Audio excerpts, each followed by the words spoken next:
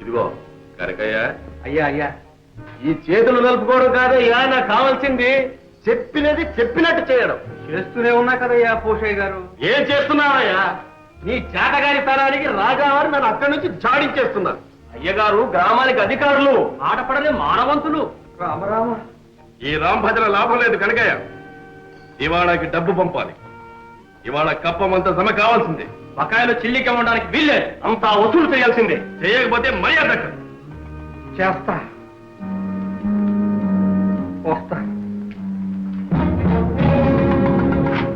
మన కత్తికి 2 వైపులా పొదులు.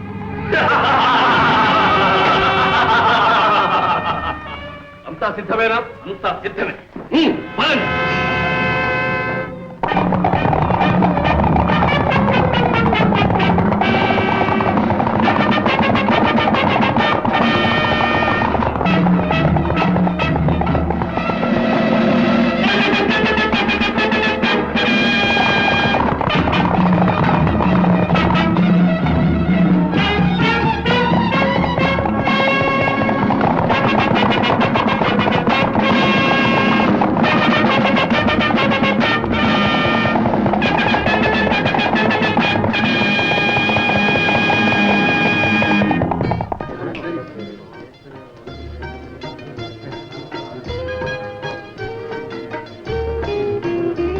యాభై 54, 55, 56, 57, 58, 60. అప్పడాల అప్పల స్వామి 60. చెమరాయవయ్య చెమ్మయ్య నామం చూస్తా. 50.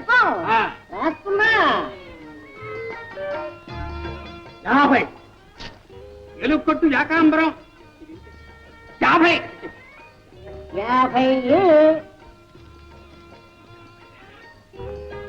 చెమ్మయ్య, చిన్నప్పుడు ఓ సిద్ధాంతి నా చేయి చూసి, వీడు లక్ష్మీపుత్రుడు, వీడింతే, వీడి చేతి మీద లక్షలు లక్షలు నడుస్తాయి అన్నాడు. అలాగే నడుస్తున్నాయిగా. నడుస్తున్నాయి. సరాసరి దివాణం బొక్కసంలోకి నడుస్తున్నాయి. వీడింతే. పచ్చి పులుసు పరంధామయ్య, గత బాకీ 30, ఈ ఏటికి 70, మొత్తం 100. ఇదిగో ఈ 50 జమ కట్టుకో కనకయ్య. ఏమిటి? చాలా ఇబ్బందుల్లో ఉన్నాం. పైగా ఈ ఏడు దెబ్బమే దెబ్బ. మా ఆవిడ పురుడు, అబ్బాయి పెళ్లి, అత్త చావు. మా సావు ఎవరితో చెప్పుకోమన్నావయ్యా? బాకీలన్నీ మొత్తం పూర్తిగా వసూలు చేయకపోతే మర్యాద దక్కదని మన పూషయ్య మరీ మరీ నొక్కి చెప్పాడు. ఇది ఇంతే. లాభం లేదు, డబ్బు మొత్తం జమ కట్టాల్సింది. ఊరుకోవయ్యా, నిన్నెవడు అడిగాడు? ఎవరిని అడిగినా ఒకటేనయ్యా, డబ్బు మొత్తం జమ కట్టు. నా దగ్గర లేదు మొర్రు అంటుంటే. లేకపోతే మొహానికి మసి పూసుకుని చుట్టుకర్ర పుచ్చుకొని బయలుదేరు. ఎవడ బుర్రైనా బతలకూడదు.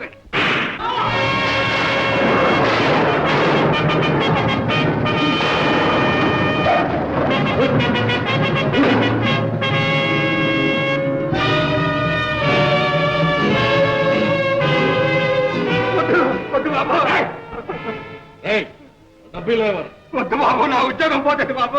ఇవ్వకపోతే నీ ప్రాణమే. బాబోయ్ బాబాయ్ బాబాయ్, ఆ పోష నా ప్రాణం తీస్తాడు. మీకు అన్నం పెట్టుకుంటారు బాబు. చూస్తానే వీళ్ళు కట్టే. బాబాయ్ బాబాయ్, నా డబ్బు బాబాయ్ బాబాయ్ బాబాయ్, సరే కట్టకండి బాబాయ్.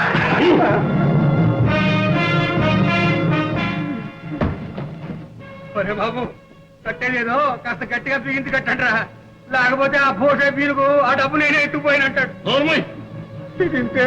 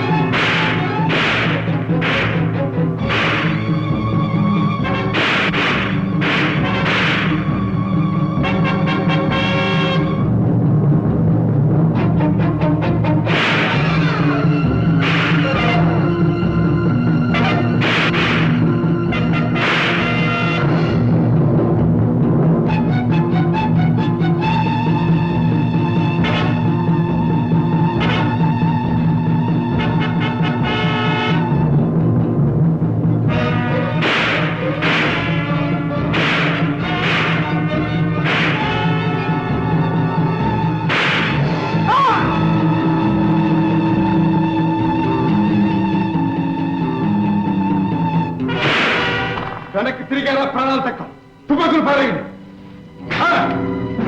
ఎదురెత్తు లేదా కోట దొరుకుతుంది తుపాకేమో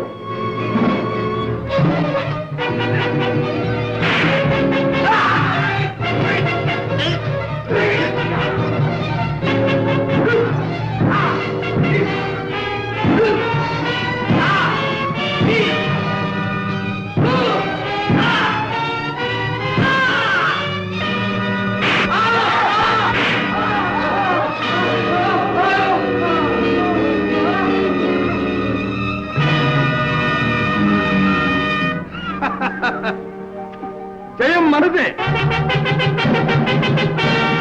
రక్షించావు రాజా సమయానికి వచ్చావు లేకపోతే వాళ్ళు డబ్బంతా కొల్లగొట్టుండేవారు నా ఉద్యోగం ఊడిపోయి ఉండేది పారిపోయారా దొంగలు ఆ దొంగ గాడిదలు నన్ను కట్టేస్తూ ఉంటే చూస్తూ ఊరుకుంటావా నేనెక్కడ చూశాను గురువా అప్పుడు మూసిన కాళ్ళు ఇప్పుడేగా తెరిచాను ఉద్ధరించావు డబ్బంతా పోగే అలా చూస్తారావయ్యా పోగు చేయడే రాజా గొప్ప ఆపద నుంచి కాపాడి వెళ్ళిన పని ఏమైంది నేను వెళ్ళటం పని కాకపోవటమా ఇదిగో వసూళ్ళు ఇది సిద్ధాపురంది ఇది పచ్చిపాడుది లెక్క చూసుకో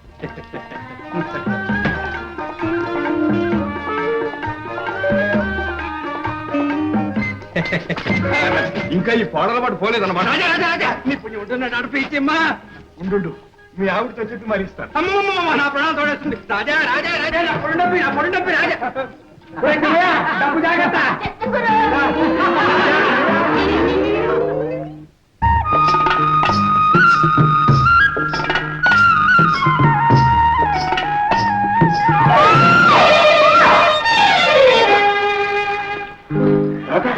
నువ్వా దెబ్బ తగిలిందా ఏటి పైన పడి పైగా దెబ్బ తగిలిందని అడుగుతున్నావా చూడలేదు రాత ఏ కళ్ళిపోయాయా కళ్ళిపోయా నీ కళ్ళునాయిగా చారదేసి నువ్వు చూడక్కర్లా ఎదురొచ్చేవాడు నీకు కనపడలా నా నెత్తి మీద మోపుంది ఎట్లా చూసేది నువ్వు చూడకపోతే నాదే తప్పు తర్వాత తాపిగా తాగులు కానీ నా పొడి డబ్బి రాజా ఓడికేసుకెళ్ళగా రాదమ్మా ఎందుకమ్మా ఈ పచ్చాకులు ఈ పచ్చాకుల మా ఇంట్లో ఉందిగా ఒక గుర్రె పోతు దాన్ని మేపడానికి నేను గొర్రెపోతు నుంచి నువ్వు బర్రె పడ్డవా ఓయ్ బావా ఏ మరదలా సిగ్గు లేకపోతే సరే. ఎందుకు? నడి వీధిలో చిన్న పిల్లాడ్లా కుప్పి గంతులేంటి పెళ్ళై ఉంటే ఈ పాటికి 10 మంది బిడ్డలు తండ్రి అయ్యేవాడి అవునవును ఆ 10 మంది బిడ్డలు నువ్వేగా కని ఉండేదానివి ఏది ఇంకోసారను 1,00,000 సార్లు అంటాను ఏటి రాజా రాజా రాజా నా డబ్బి నా డబ్బి నా డబ్బి ఇంటికి అడిస్తాను బాగా మరదల సరసం బజారున పడింది ఈ మోపు నా నెత్తిన పడింది తిరిగితే లక్కినారు రాజా ఏమిటి గిరిగిరి తొందరగా రావాలి ఏమిటది మీ చెల్లెకి టైం పట్టింది ఏటి నాకు దయ్యం పట్టిందా అయ్యో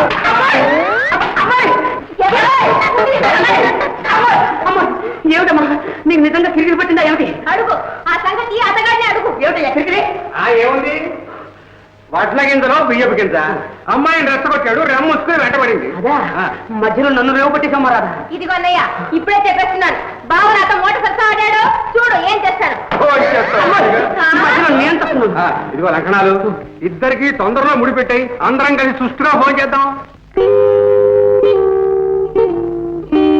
ఫోన్ చేద్దామా బాబు బాబు ఏమిటి నా పొడుండబ్బి బాబు వెళ్ళాలి తొందరగా భోజనం అవునవును అక్కడ ఉంది కానీ కిరికిరి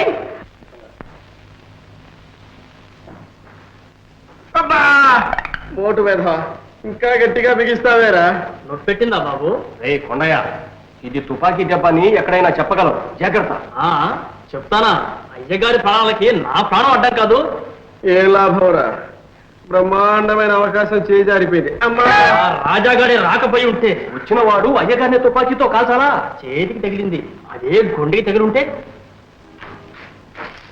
అయ్యా కనకయ్య వస్తున్నాడు నమస్కారం బాబు రా కనుక ఇవాళ ఒక పెద్ద గడ్డం గడిచింది మా ఆవిడ తాళి కట్టింది లేకపోతే మీ మొహం చూసేవాడే కాదు అదేమిటి ముష్టి ఎదవా మూల నష్టపు ఎదవా నిజాలు మర్చిపోయిందా వాడికి తోడు గుంటలక్కడ గుంపు ఒకటి ఎవరయ్యా దోపుడు తగలాయా అమ్మా ముఖానికి గుడ్డలు కప్పుకుంటే నేనా తడుస్తాను, పైగా తుపాకులతో వచ్చి పడ్డారు. దెబ్బతో నేను మోసపోయాను. దివాణం డబ్బుతో తుపాడానికి వచ్చారు గాడిద కొడుకులు. వాళ్ళను చూసి జనం చల్లా చెదరై పారిపోయారు. నేను నా ముందు డబ్బు సంచులు మిగిలిపోయాం. దోచుకుపోయేవారే కానీ ఈ కనకయ్య ముందా కుయ్ కుయ్యలు. ఇదిగో ఎక్కడి నుంచి వచ్చిందో ఆవేశం కానీ ఆంజనేయుల్లాగా ఎగిరి ఒక్క పోతున్నాడు. పొట్టలో ఒక్క పొట్టు, గోపు మీద ఒక్క గుమ్మి, నడు మీద ఒక్క తాపు, ప్రాణాలు తీసేస్తాను రగ్గాడిది కొడకల్లారా అన్నాను. ఆ దెబ్బతో భూషయ్య గారు అదే పరుగు అదే పరుగు అదే పరుగు తిరిగి చూస్తే తిమ్మడితో నేను నిద్రపోయానంతే. ఇది ఇంతే. మంచి పని చేశావు, బుద్ధివంతుడే. రేపు ఆ డబ్బు దివాణం బొక్కసంలో జమగట్టాలి. మనం ఇంత కష్టపడి డబ్బు వసూలు చేసి పంపడం, అక్కడ ప్రభువులు వారి వినోదాలకు విలాసాలకు విరదల్లరు.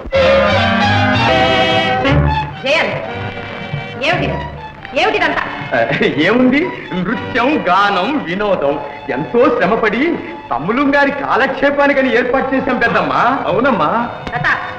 వయసులో పెద్దవాడిని నువ్వే చిరంజీవిని పెడదారులు పట్టిస్తున్నావా? అదే లేదు లేదు పెద్దమ్మా, గండికోట ప్రభువులు కళాపోషకులని, తమ్ములు గారికి ఇవంటే చాలా ఇష్టమని. అవునమ్మా, వాళ్ళని మనం ఆదరించకపోతే మరెవళ్ళు ఆదరిస్తారు?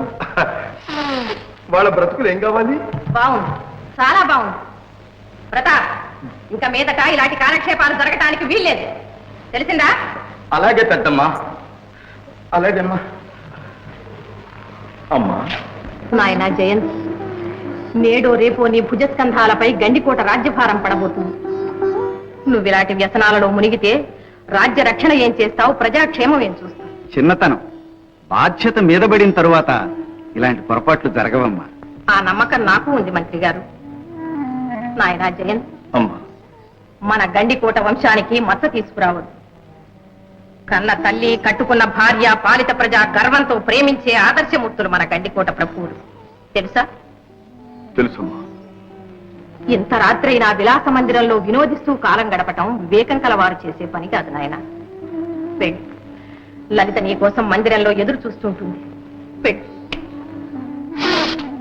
అలాగేనమ్మా. మంత్రి గారు, చిత్తం. ఇక మనం జాగు చేయటం మంచిది కాదు. వెంటనే చిరంజీవికి పట్టాభిషేకానికి ఏర్పాట్లు చేయించాలి. అదే సరి అయిన ఆలోచన. అందుకు తగిన ఏర్పాట్లు చేద్దాం. మంచిది.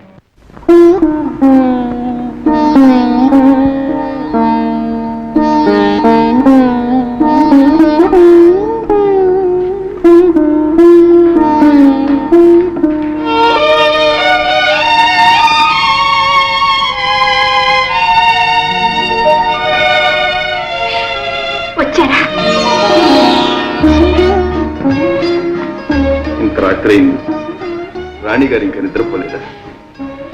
మీ రాక కోసం నిరీక్షిస్తున్నారా? నిరీక్షించడంలో కూడా ఒక విధమైన ఆనందం ఉంది కదా. అవును, ఏమిటి కన్నీరు? అబ్బే, ఆనంద బాష్పాలు. ఓహో, విచారిస్తున్నారేమో.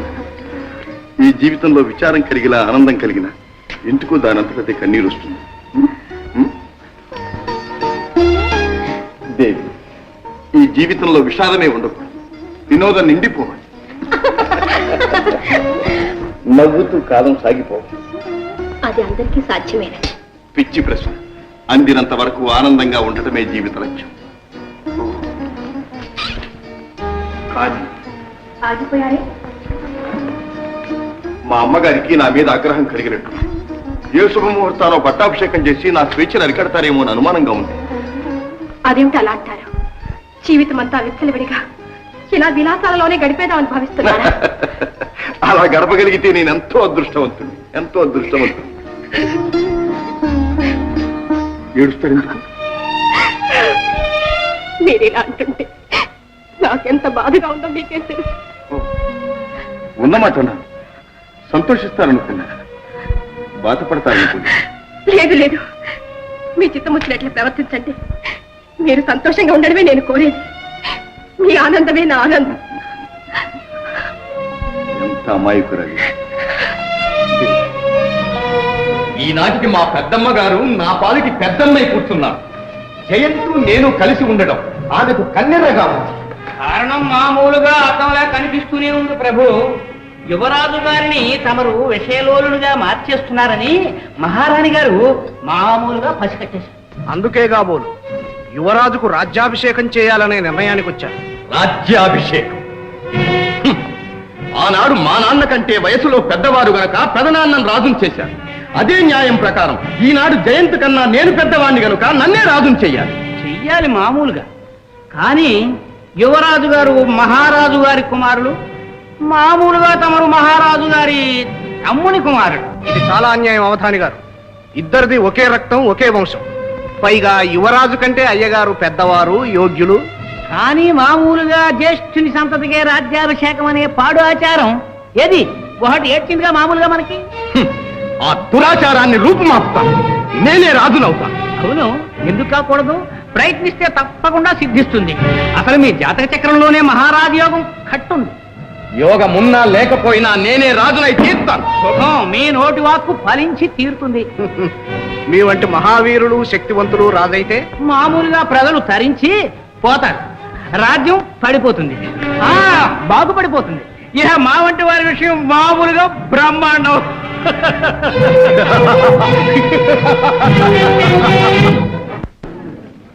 అయ్యా, ఉగాది ఉత్సవాల సందర్భంలో ఇక్కడ చెడుగుడు పోటీ జరగబోతోంది. ఇది మన గ్రామాధికారి భూషయ్య గారి తట్టు. ఇదంతే గండభేరుండ తట్టు. దీంతో పోటీ చేయదలుచుకున్న వాళ్ళు ముందుకు రావచ్చు. మా జట్టుంది. మీ జట్టు పేరు? గజబిడి జట్టు, ఇది ఉడుం పట్టు జట్టు. రాజా, భూషయ్య జట్టు సంగతి నీకు తెలుసు. అందరూ మెలికలు తిరిగిన ఆటగాళ్ళు. వాళ్ళతో పోటీ పడి అవమానం పాలవు.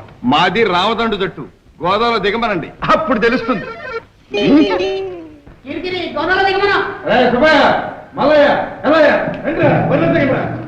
మన పేరు వెళ్ళిపోయి గెలిచారా ఒక్కొక్కరికి 100 వరహాలు. వదలెట్టండి. కొత్త